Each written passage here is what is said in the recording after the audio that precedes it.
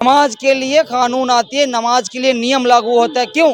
क्योंकि वो मुसलमानों का त्यौहार है। तो आपकी सीधा मतलब सीधा ये दिख रहा है कि आपको दुश्मनी मुसलमानों से है। अगर मुसलमान घर में शांति पूर्वक घर के अंदर भी नमाज पढ़ेगा, उससे भी आपको तकलीफ होगी। तो भाई डॉक्टर भीमराव अंबेडकर जी ने इनको जो पास करके गया ना, इनको पता नहीं कहाँ कहाँ से दर्द होता है। ये देश के अंदर अगर संविधान नहीं होता, किसी को जीने ही नहीं देता इन लोग। फिर से स्वागत है आपका। मैं हूँ आपके साथ पूजा माथुर, आप देख रहे हैं रेड चिली लाइव। अभी हाल ही में संभल के सीओ ने जिस तरीके से बयान दिया, कहा कि जितने भी मुसलमानों को एक शांति प्रिय एक मीट रखी थी उन्होंने, तमाम जो है मुस्लिम समुदाय वहाँ पहुँचा। रमज़ान का टाइम चल रहा है और लगातार रमज़ान में नमाज जो अदा करने मुस्लिम जाते हैं, तो उस पर उन्होंने जो बात कही, उन्होंने कहा कि तमाम लोग जो है एकत्रित नहीं होंगे। और सबसे बड़ा बयान उन्होंने ये दिया कि जो लोग ईरान के लिए छाती पीट रहे हैं, उनकी रेल बना दी जाएगी। अगर इतना ही शौक है ईरान के पक्ष में बात करने के लिए, तो आप ईरान पहुंच जाइए, वहाँ पर आपको जो है वहाँ पर सांत्वना दी जाएगी। तो लेकिन अभी हाल ही में हाई कोर्ट ने उनके इस बयान पर, यानी कि जो रमज़ान की नमाज जो अदा करते हैं लोग, वैसे भी नमाज अदा करते हैं जो जुमा होता है, तो उस पर हाई कोर्ट ने फटकार लगाई है उसी सीईओ साहब को। कहा है कि जब तुमसे ये संभल नहीं रहा है तो इस्तीफ़ा दे दो। इस पर बात करने के लिए यहीं पर लोकल लोग मौजूद हैं और इस मुद्दे को कैसे देख रहे हैं, क्योंकि लगातार जो है मुस्लिम समुदाय को टारगेट करते हुए कोई ना कोई किसी न किसी तरीके का हमारे सामने घटना सामने आती है। कैसे देख रहे हैं? राज हमारे साथ मौजूद है। देखिए, जो उनको जो फटकार मिली है इस मुद्दे के बाद हाई कोर्ट की, वो बिल्कुल सही मिली है। जाहिर सी बात है कि आपको जो पद दिया गया है और जिस चीज़ के लिए वो पद दिया गया है, अगर आप उस पद को अगर संभाल नहीं पा रहे हैं और जनता को आप वो सुविधा प्रोवाइड नहीं करा पा रहे हैं, तो फिर आप उस पद पे है क्यों? छोड़ दे अगर आपसे नहीं संभल रहा है। दूसरी चीज़, आप मैडम इससे पहले आप पुराने में चले जाओ, ईद की नमाज हो, जुमा की नमाज हो, कोई सी भी नमाज हो, एक भी घटना आपको ऐसा देखने को नहीं मिलेगा कि नमाज में ऐसी कोई घटना हो गई जिससे लोग आक्रोशित हो गए, नमाज को लेकर के दंगा हुआ हो, नमाज के अंदर में कुछ ऐसी कभी कहीं नहीं मिली होगी।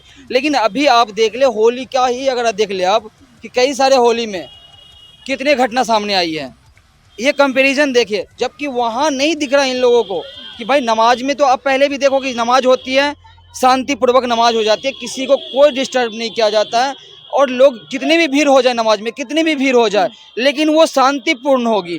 लेकिन वहीं पे जब वो होली जैसे त्यौहार होते हैं और भी कई सारे त्यौहार हैं, उसमें कितने सारे माहौल को ख़राब करने का काम किया गया, उसमें ये लोग कुछ नहीं बोलते। वहाँ आप वहाँ एक्शन लो ना, उस चीज़ पे आप काम करो कि भाई ये घटना हो क्यों रही है, ये दंगा हो क्यों रहा है। नमाज में तो आज तक मुझे कहीं नहीं दिखा कि नमाज की वजह से कहीं पे दंगा भड़का हो, या फिर नमाज की वजह से कोई घटना हुआ हो, नमाज में किसी को मार दिया गया हो, कहीं पे ऐसी घटना नहीं हुई। उसके बावजूद भी नमाज के लिए कानून आती है, नमाज के लिए नियम लागू होता है। क्यों? क्योंकि वो मुसलमानों का त्यौहार है। तो आपकी सीधा मतलब सीधा ये दिख रहा है कि आपको दुश्मनी मुसलमानों से है। अगर मुसलमान घर में शांति पूर्वक घर के अंदर भी नमाज पढ़ेगा, उससे भी आपको तकलीफ होगी। तो भाई क्या करना चाहते हो? मुसलमान देश छोड़ दे, देश छोड़ के चला जाए। आज भी आप अपना काम उस तरीके से नहीं कर पा रहे हो। जहाँ जहाँ पे होली में हो, चाहे बहुत ऐसी चीज़ें होती है जैसे महाकुंभ, ऐसी भीड़ वाली चीज़ें हुई, वहाँ भी दंगा भड़का, वहाँ भी भगदड़े हुई। होली में देख लो कई सारे मौतें हो गई, कई सारे कांड हो गए।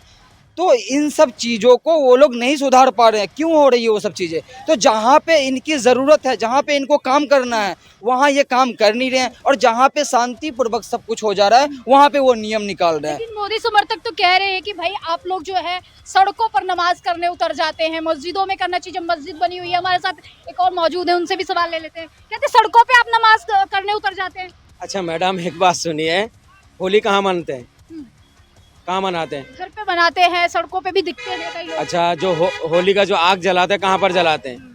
घर में जलाते हैं क्या? बाहर रहता है। बाहर जलाता नहीं है। जब होली के बाद जो भोग चढ़ाते हैं, वो तो चौराहे में चढ़ाते हैं। हाँ, हमें तो कोई पेट में दर्द नहीं है, मगर इनको पता है क्या दिक्कत है? ये शिक्षा में बात नहीं करना चाहेगा, रोजगार में बात नहीं करना चाहता सरकार, महंगाई पर बात नहीं करना चाहेगा। इनको हिंदू मुसलमान में जो है बात करने में मज़ा आता है, मज़ा आता है सरकार को। अच्छा, एक बात सुनिए, जब मोदी जी बाहर देशों में जाता है, शेखों का गला कौन मिलता है? मैं मिलता हूँ। कौन मिलता है? आप मिलते हो जाके, या मोदी जी मिलता है? प्रधानमंत्री हैं, तमाम देशों में भी जाएंगे, विदेश यात्रा भी करेंगे। वहाँ जाके हबीबी कौन बोलता है? या हबीबी, माफी खुलूस, कैफा भला, कौन बोलता है? मैं बोलता हूँ, मोदी जी बोलता है। तो इनको शर्म आना चाहिए। शर्म नहीं है बिल्कुल। प्रधानमंत्री जी को शर्म आनी चाहिए। आना चाहिए, नहीं आना चाहिए क्या? माने जब भी कोई त्योहार आएगा इनको पेट में दर्द हो जाते। हाँ, क्यों आएगा पेट में दर्द भाई? ये देश किसी का बाप का तो है नहीं अकेला, हिंदू का भी है, मुस्लिम का भी है, सिख का भी है, सबका है। आजादी जब हमारे देश में जब आजादी हुआ है, सबका योगदान है। बीर हामिद कौन था? अशरफुल्लाह खान कौन था? बताइए ना, कौन था?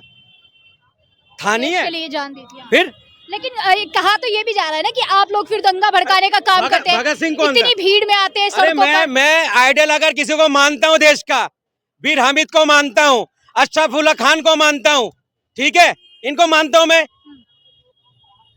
डॉक्टर भीमराव अंबेडकर जी ने इनको जो बास करके गया ना, इनको पता नहीं कहाँ कहाँ से दर्द होता। ये देश के अंदर अगर संविधान नहीं होता, किसी को जीने ही नहीं देता इन लोग। तो मेरे को लग रहा है जो संविधान ने जो बास करके गया, सही करके गया। हाँ, संविधान तो खैर हाँ होना ही चाहिए, लागू होना चाहिए। हमारा देश संविधान से ही चलेगा।